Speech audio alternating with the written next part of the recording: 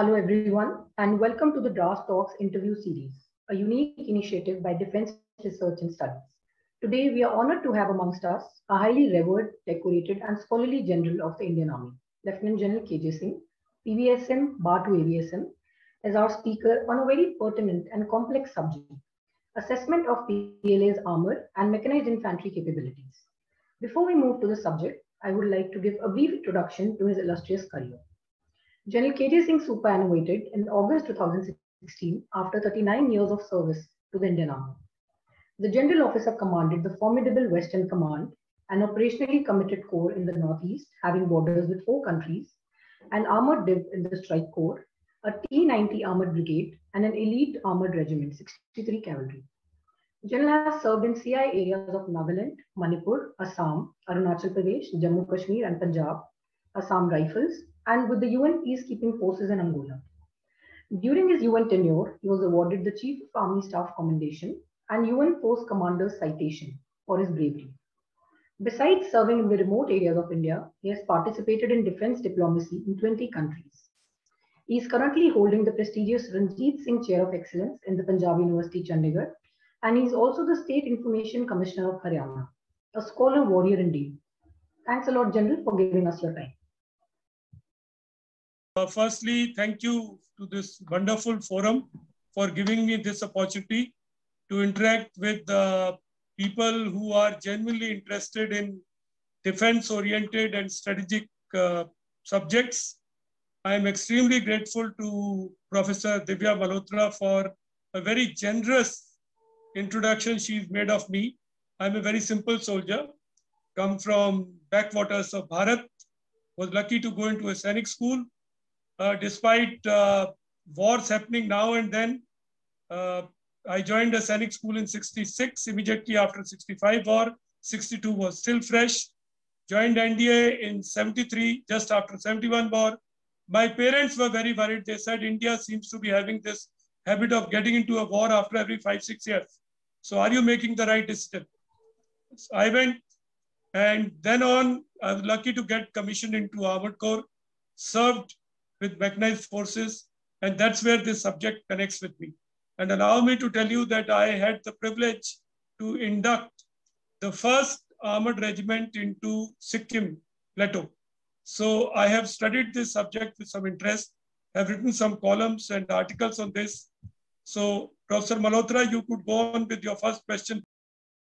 Thank you, General KJ. A lot of literature is also being produced, and yet our understanding of PLA remains limited, more so on the specifics of mechanized infantry and armor. So to begin with, General KJ, when we hear the phrase armor and mechanized infantry, it evokes images of tanks and ICVs. But could you please elaborate to our viewers, and particularly our young scholars, the role and capability of armor and mechanized infantry in general? So mechanized forces made their appearance in modern battlefields in the Battle of Somme, which was in France, fought in 1916 in World War I. Now, why were tanks introduced? They were introduced to negate trench warfare and static defenses. Before that, there was an era of Maginot Line. There were defensive lines which were unbreachable or considered to be unbreachable. So an answer to that was in form of tanks. The concept of protecting and fighting, which is also a corollary to tanks, has been there from prehistoric times. People have worn body armor, people have taken shields, and that kind of protection has always been resorted to. The fight between the static dimension and the kinetic dimension has always also gone on. To counter the static phalanxes and such like formations, there were extensive use of cavalry, horse cavalry, camel cavalry, and even elephant cavalry.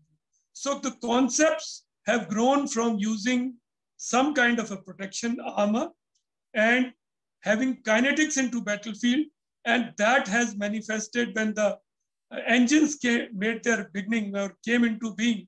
So it all got amalgamated into a tank or later into an infantry combat vehicle. So armor platforms basically are to carry out maneuvers and bring shock and awe with firepower, directly in the face of enemy.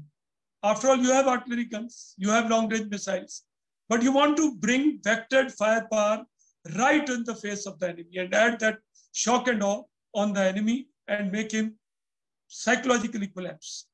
Now, mechanized platforms traditionally is a very fine balance between firepower, which is gun and missiles. You have mobility, which is the engine horsepower, and you have protection. Now, it's like a tripod. It's like a stool with 3 legs. So if you unbalance one, the other thing is going to suffer. If you want to increase the protection, then it will become a slow and less agile tank. So you have to consider all these things and balance them out. So modern tanks also have large element of vetronics. Vetronics is vehicle-based electronics. So you have sensors, fire controls, you have thermal imagers, you have laser range finders, you have optical sensors, even anti-drone defense, active protection systems. And today, typically in a tank, about 50% of cost and even more is spent on these kind of things: gun control systems, fire control systems. These are the elements which take up a large chunk of cost. A typical modern tank, if you visualize, is around 50 to 55 tons. Now see, Merkava, which is an Israeli tank, is in excess, is close to about 70 tons. And they still field it.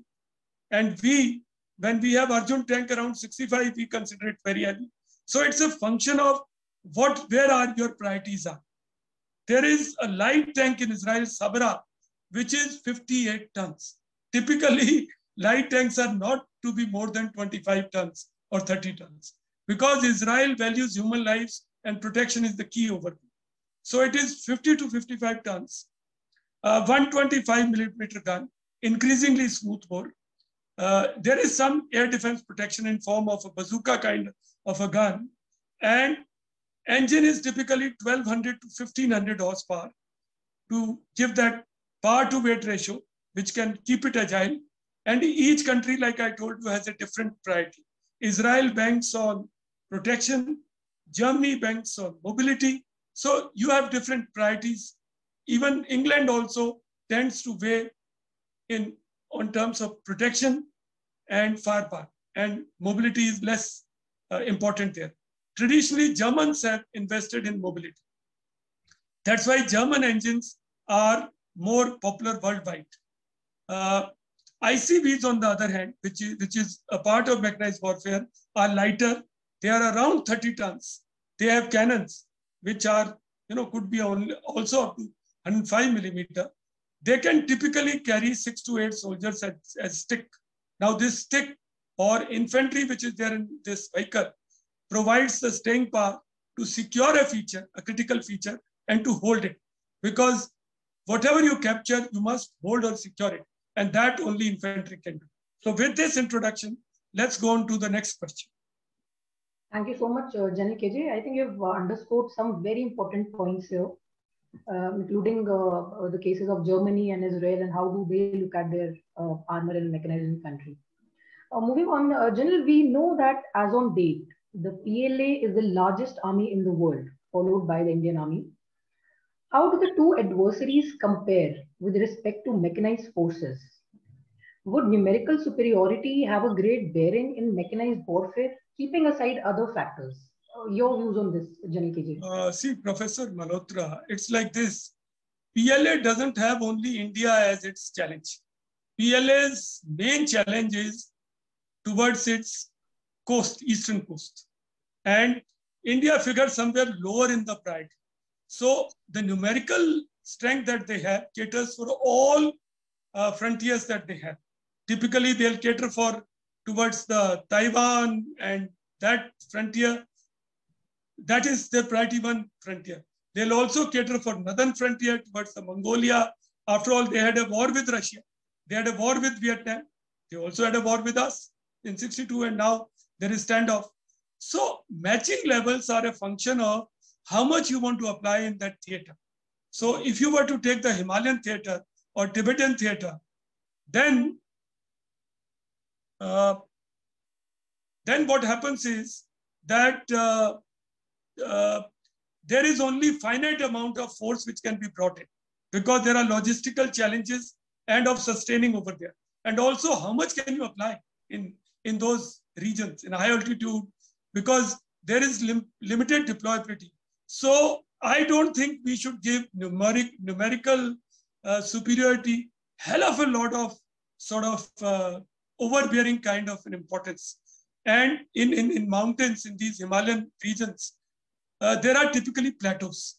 There are areas which are also referred to as plains, like Depsang in Tibet, in Ladakh, is called Depsang Plains. So it is a flat plateau kind of an area.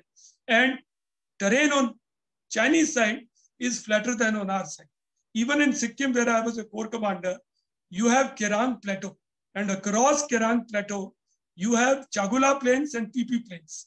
So Chinese can bring in tanks from there. So there are only some areas. Like you can employ tanks in Ladakh, where we are talking now, in Depsang, and also in Spangur Gap, where Kailash Range, where we went in. But you can't employ tanks in Pangong So North. You can't employ it in Gogra, Hot Springs, or Galban, where we had these, sort of standoffs and these issues. And you can't even employ it in Arunachal Pradesh and those kind of areas. So if we were to match where we have to employ and we have to sort of stand up to them, then we are even. We don't have to worry so much. Both quantitatively and qualitatively, we are okay. I'm not just sort of saying because I happen to have served in Indian Army. I am saying after having left it 5 years back and taking a very detached and considered view.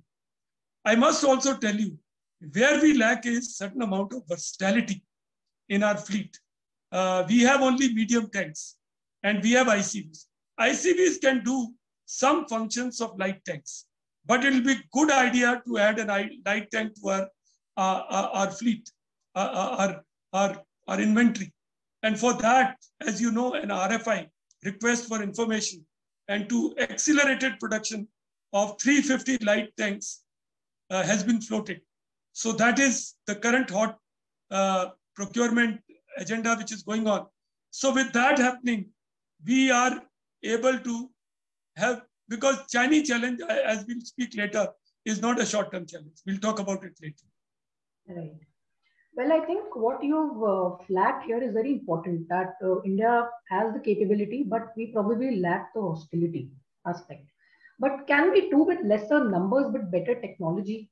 What would be your assessment regarding the permutation and combination of manpower and technology? And could you also comment on our anti-tank capability vis-a-vis ELA's capability?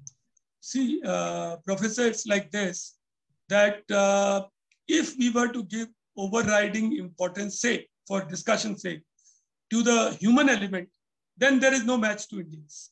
Why I say this is, we are the best exponents of high altitude warfare. It is coming out in now some literature that Chinese are having trouble and problems in sustaining those troops in high altitude areas, and they are considering recruitment from local areas, which they were not doing earlier, because high altitude requires different kind of preparation, different kind of acclimatization, different kind of makeup that is there, which Chinese certainly don't have it as much as we have. And also, if you go back to 1965 war, Pakistanis were given the best tanks by Americans, Pattons, technologically most advanced. But we, with antiquated Centurions, not only stood up to them, we created a Patton Nagar, a graveyard of Pattons. So Indians have their own methods of jugaads. We created a jugaad improvisation of elevating the gun by 1 and depressing it by 2. And in that bracket, he fired 3 quick rounds and all targets. And whereas Pakistanis were fiddling with the mirrors to establish ranges. So well-trained crews can take care of this to a certain aspect. But allow me to give you another point. When we started this standoff, there was huge big talk about, hype about technical asymmetry of Chinese. We were told microwave ovens will come and they will bake you, at your heights which you are occupying. We were also told swarms of drones are delivering noodles to Chinese troops and they will now come and deliver bombs to you. We were also told that your cyber capabilities will go zero. But after a provocation and surprise like Kailash, if they didn't manifest, then allow me to hazard a guess that either they have serious limitations in these terrains or they are still far from being operationalized. My take is that these are under development and they will take another few years to develop, to get operationalized and optimized for that altitude. That will allow me to tell you that. So it will not be wrong to say that this is a part of three warfare, psychological kind of coercive tactics which Chinese adopted. We have enough capabilities, and about the anti-tank capabilities, it's a function of detection.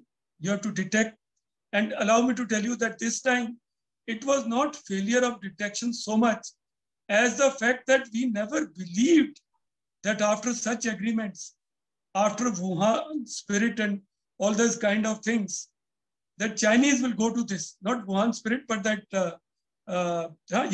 those talks, that parlays we had, that Chinese will go to this kind of sort of this thing. They will breach all the protocols, all the treaties and do this.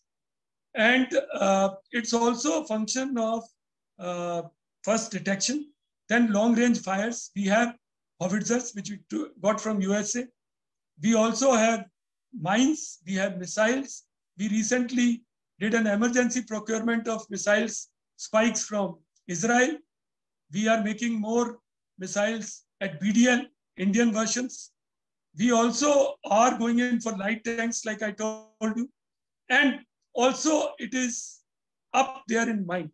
Allow me to tell you that also I must quickly flag to you that we are also investing in Heron, which we are planning to lease from Israel.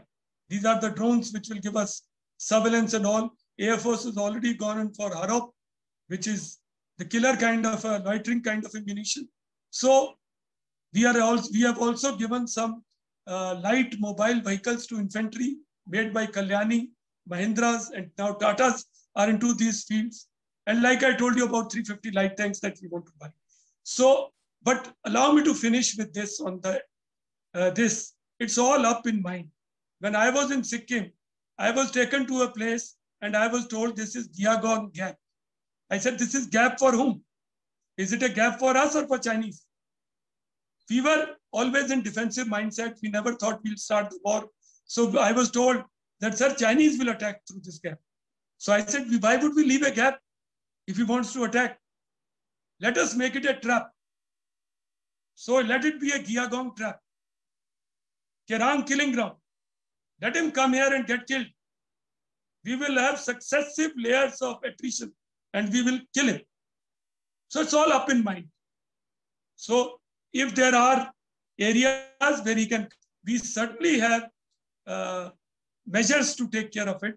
And as long as mentally we remain agile. See, we talk so much about Chinese technical asymmetry and all, but didn't they get surprised in Kailash? The damn thing started in May, and sometime in August or so, our tanks rolled up the Kailash. And we were told these tanks cannot climb Kailash ranges, but they, with reconnaissance, with ingenuity, they climbed, they went up. So where there is a will, there is a will. So allow me to tell you, it's all up in mind. Our crews are well trained.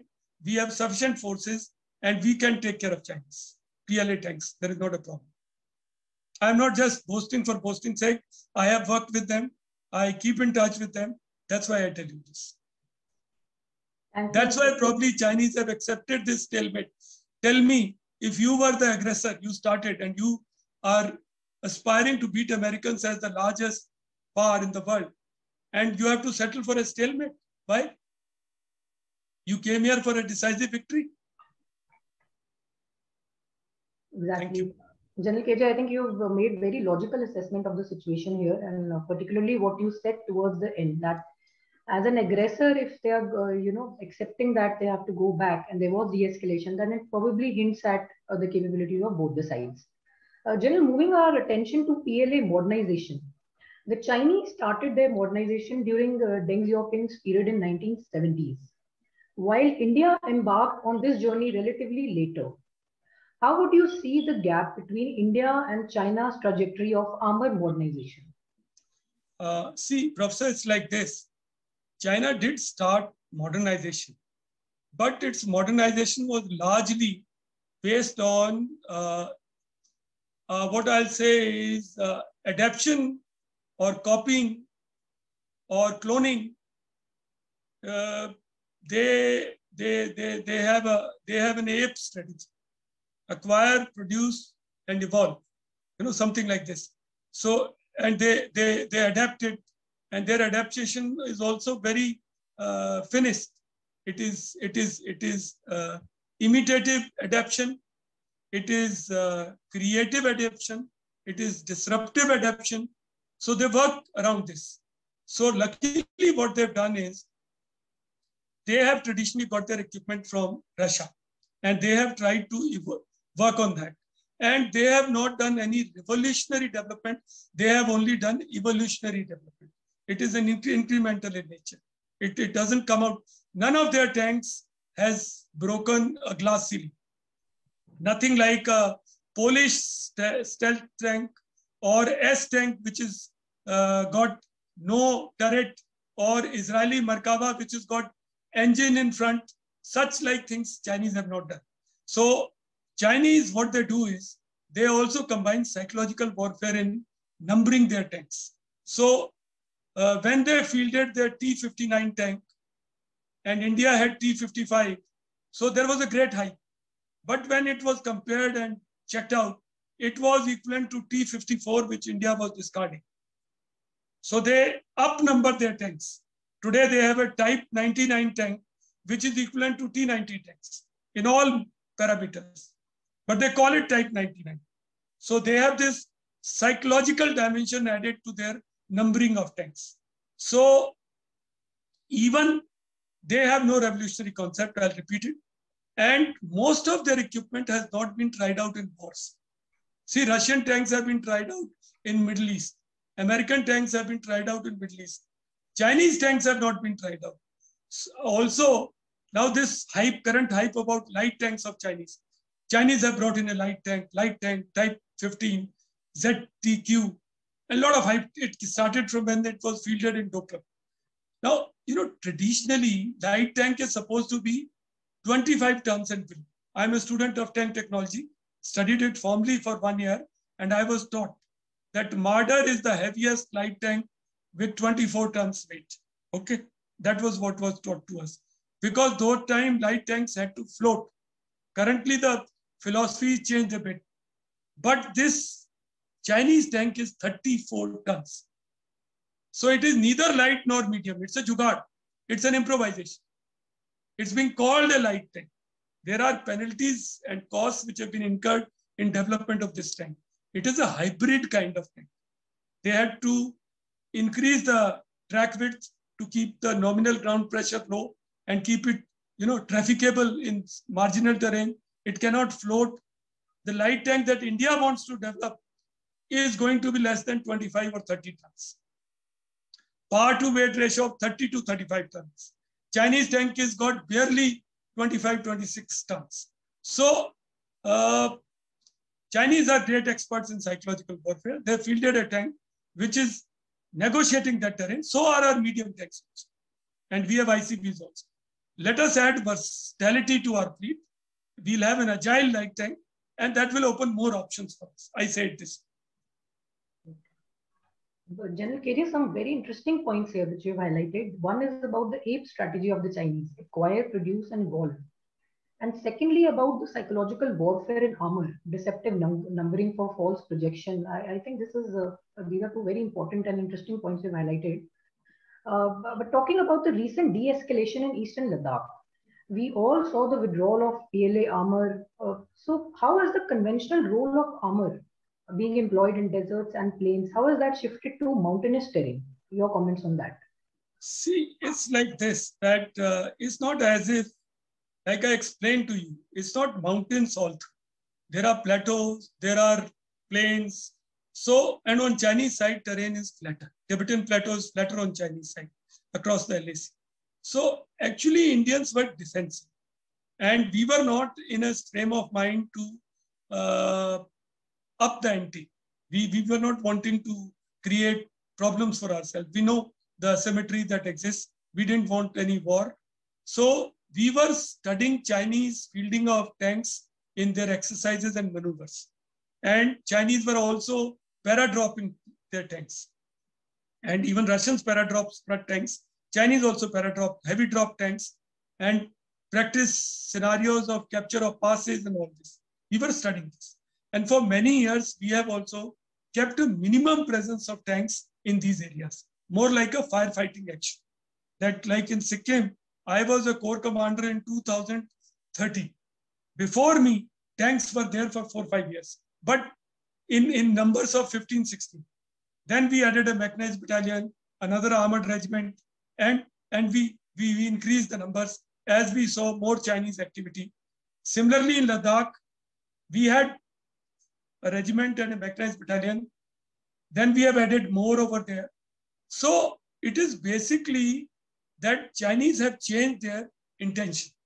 And because of that, we have to up the numbers.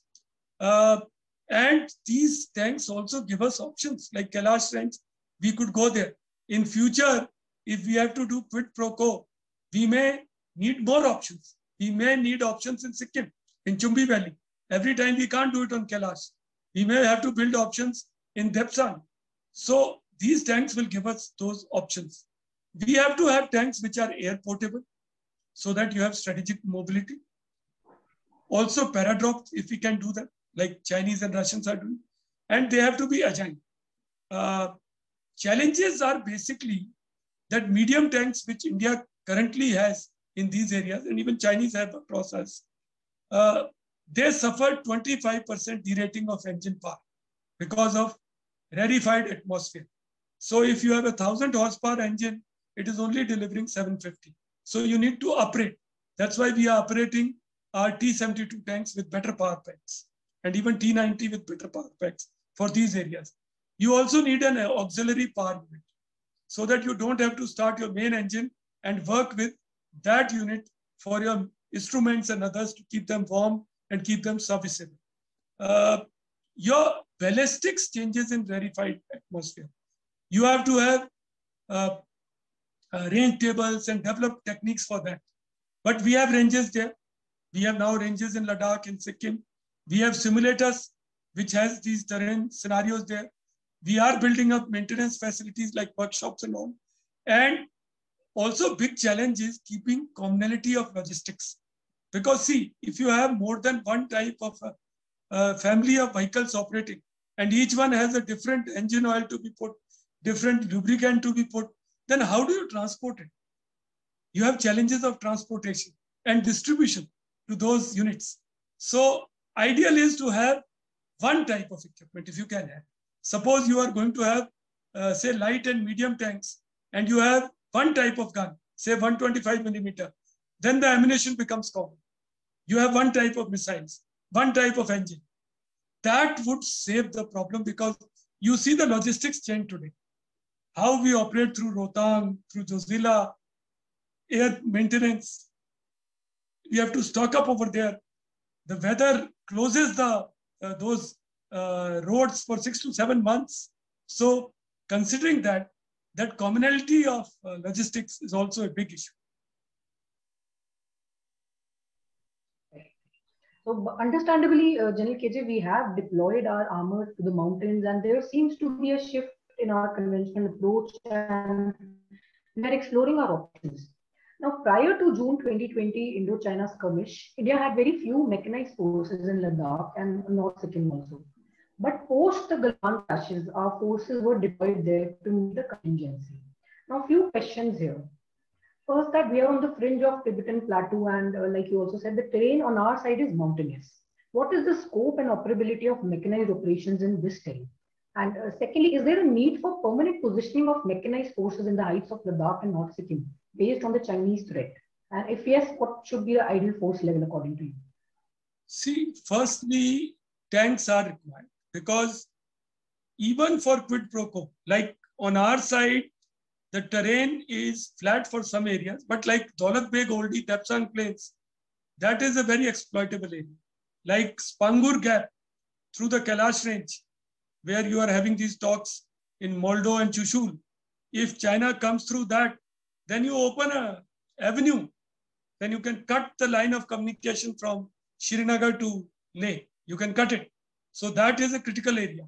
So for those areas, we do need tanks. And even in Sikkim, you need tanks because you know, even if he comes in limited, also tanks give you quid pro quo options that you can go and put pressure on him like we did in Kailash Range. We had some tanks, like I explained to you earlier, like 1 to 2 units in Ladakh, 1 to 2 units in Sikkim. Let's not get into too much of numbers because these are confidential, but these are dynamic things. But knowing Chinese, see, the standoff at Sumdrong Chu got resolved in 6 to 7 years. So to say that Doklam is fully resolved is not correct. Chinese have made those villages and all in Bhutan. So when Chinese restart, one doesn't. So for us to assume that everything will be now honky-dory on Ladakh and Doklam and even in Arunachal will be unfair and will be very hazardous for us. So we have to be prepared. Now that we know that Chinese can do it, we will have to keep up our force levels. Our current force levels are quite adequate. We need to build up some reserves which can be air transported during emergencies to beef up. And I would say 6 to 8 units which are currently there in Sikkim would meet the requirement in Ladakh. 6 to 8 units in Ladakh and 3 to 4 in Sikkim, and then some units here marked as reserve. So that will meet the requirement. I am saying units. Unit means some armor and some mech combined. Right, General KJ, your concerns are very valid and pragmatic here. Shifting our attention to some external players, and you've also mentioned about China's ape strategy and they tend to copy. Russia is China's largest arms supplier, providing approximately 70% of China's arms imports between 2014 and 18.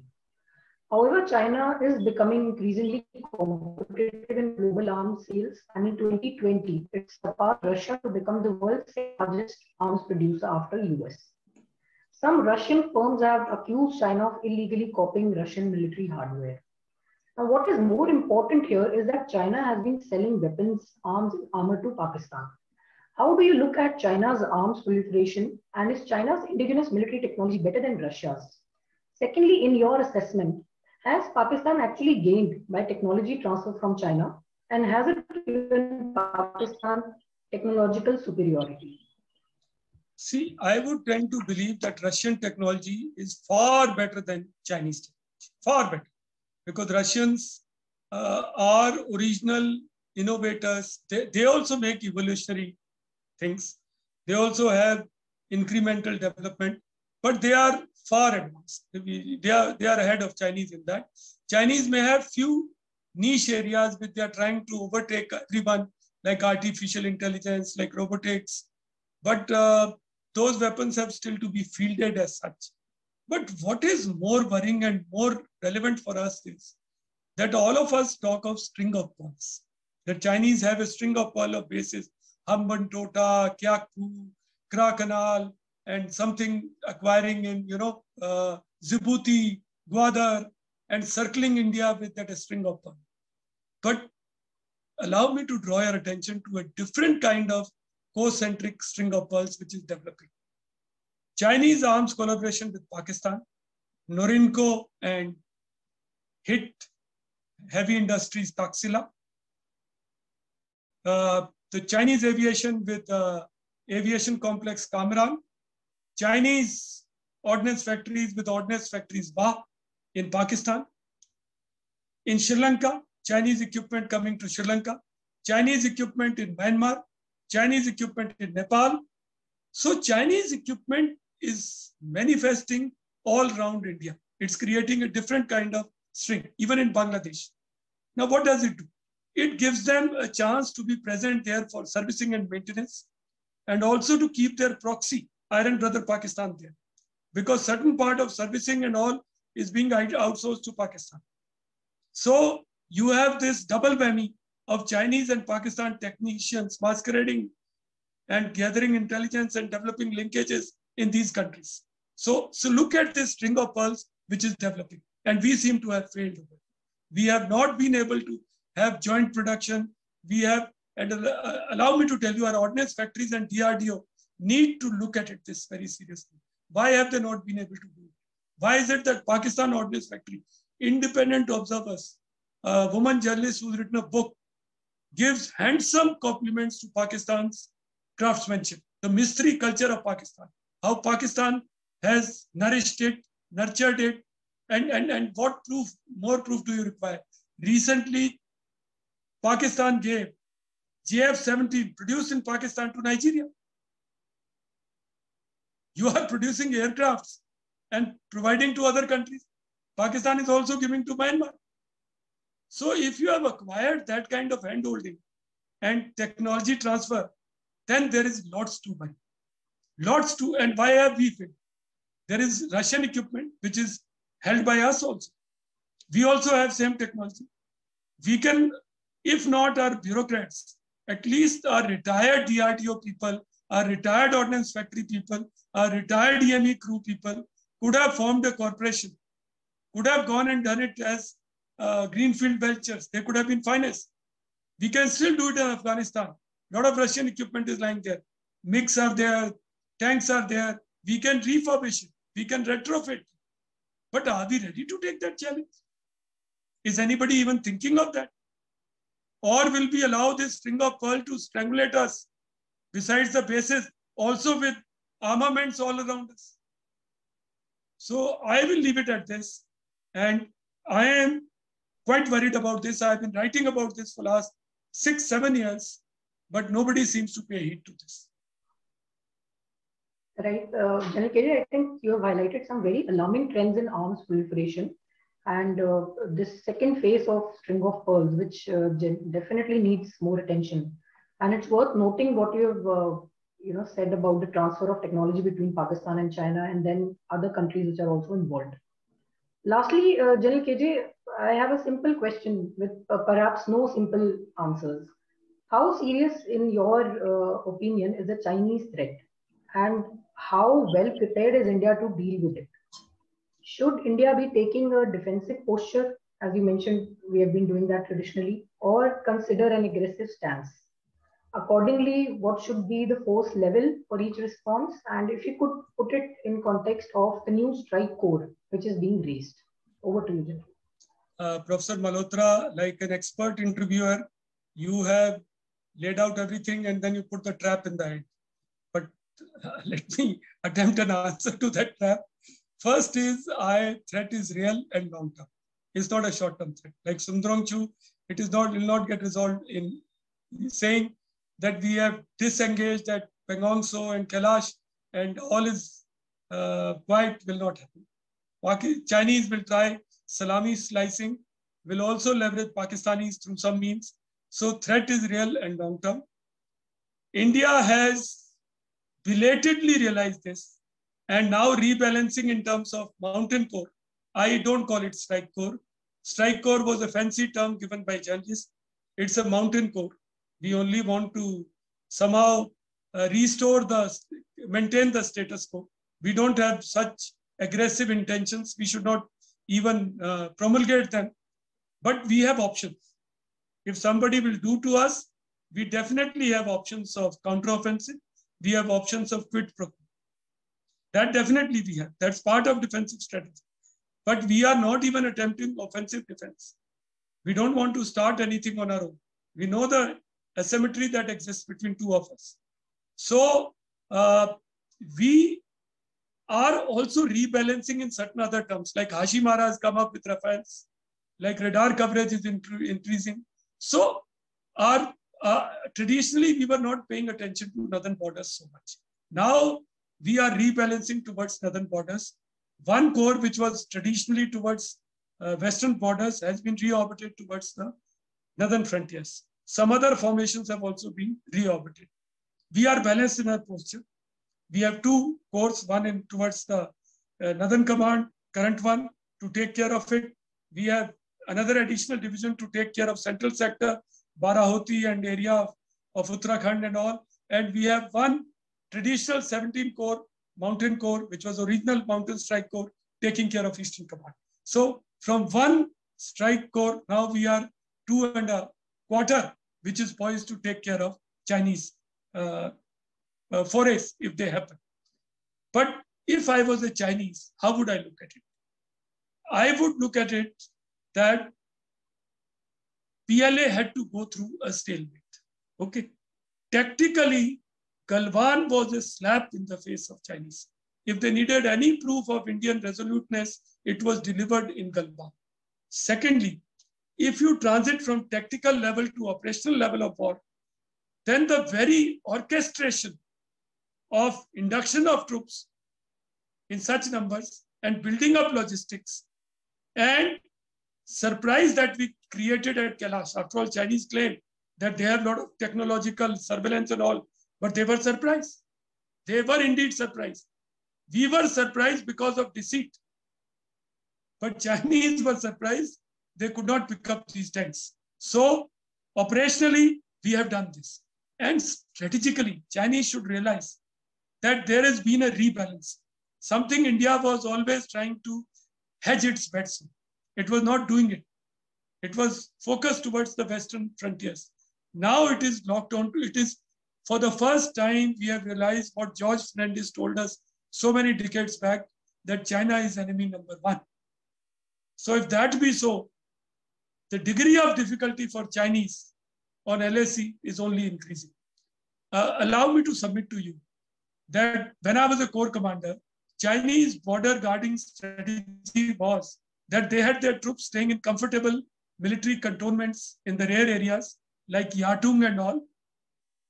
They used to come at their will and they used to come and surprise us, sometimes on Kerang Plateau, sometimes in Nathula, sometimes in Dokala, on their choice, on their terms. They didn't have to promulgate their program to us. We used to be every time surprised. So it was unnerving. It was unnerving for us. The Chinese are coming and we were just doing firefighting. Now what is happening? Now Chinese is putting down troops right at the border. They have put down troops in Doklam Plateau. They are putting down troops opposite Konkala in Galwan and all those areas. Does it not signify a certain amount of nervousness? A confident power, will they do it? Is it not more advantageous to keep your troops in the rare areas and bring them when you wish to bring them? But the fact that you are now forced to do this and suffer human costs and other costs, logistics costs, economic costs, is an indicator of the fact. Why is it happening? Because our infrastructure is catching up. Earlier, Chinese had taken a great lead over us in infrastructure. As we catch up and we go to our staked areas of claim and we create capabilities over there, like it happened in case of Galwan and other areas, Chinese are getting agitated. They are getting worked up. I would tend to say that force level basically is very dynamic thing. It's a function of intentions. Till Chinese were respecting all the border agreements, there it would have been foolish for us to beef up our frontal areas with so many troops. It was not required. Till Chinese tested our resoluteness, Chinese also didn't have so many forces in front. But it's a function of intentions. It is a function of surveillance, the capability to pick up. It is also a function of technological asymmetry that you can build up and numerical numbers that you have. So it's a dynamic issue. I will not get into a dangerous territory of forecasting beyond this, that an additional mountain corps for Northern Command, which has been by reorbiting from west to north, an additional division in central sector, an original mountain strike corps now permanently allotted to Eastern Command, having no dual responsibilities towards Northern frontier, is good balancing of forces that we have achieved. More can be done, but that requires funding, that requires time. It will be better for us to invest in more modern weapons, more surveillance, and sort of catch up on technological asymmetry and infrastructure gap that is there. Thank you, Professor Malhotra. Thank you, General KJ. As you've pointed out rightly, the threat is real. India is rebalancing towards the northern frontiers now. New formations are coming up. Though no attempt at offensive defense based on our understanding of asymmetry, like you pointed out. And something interesting which you said, that India was surprised at the Chinese deceit and the Chinese were surprised at our capability. So situation continues to unfold and we'll keep discussing it. And Professor Malhotra, let me give one more addition or this thing to it. Our use of SFF, the Tibetan troops, that also should deliver a message to Chinese that, listen, we can transit to a hybrid warfare dimension, which we were doing after 62, when we used to have this, establishment 2-2 and all these things which were, Americans were funding it. Now, if Americans want to cut down the Chinese, these are options which are developing. If Chinese don't behave and cross a certain threshold, then India reserves the right to go into hybrid domain. That's possible. Absolutely, absolutely, General KJ. I think just like you said, we have been able to send that message across to the Chinese. Thank you so much, General KJ, for joining us and sharing your insights. You have given us all a lot to think about, and I'm sure that our young listeners would benefit a lot from the discussion. We hope to have you back again with us soon. And on behalf of the entire DRAS team, I would like to thank you once again. Professor Malhotra, I also enjoyed interacting with you all. And also, I must apologize for a little bit of lighting deficiency at my end. But the person who's gone so gray, it is better to keep him in the dark and try and listen to what he is, he's trying to pass off as a wisdom. But whatever it be, please do reflect on these issues. If any of one of you wants to get back to me, ask me some questions later, you can get through to me, please. Thank you. And it was a wonderful opportunity. I am grateful to organizers for this privilege. Thank you.